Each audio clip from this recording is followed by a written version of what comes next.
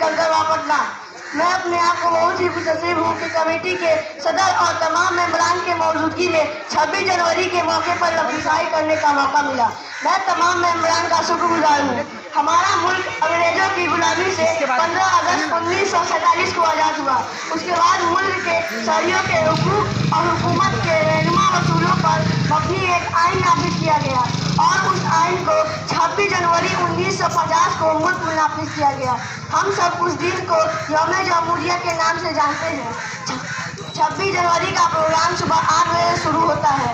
हम सब इस दिन को यौम जमहूरिया के नाम से जानते हैं।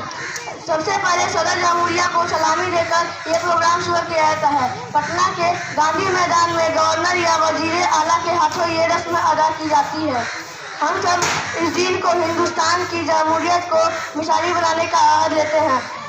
हिंदुस्तान, किसी शायर ने क्या खूब कहा है, हम भारत का। जय हिंद। बहुत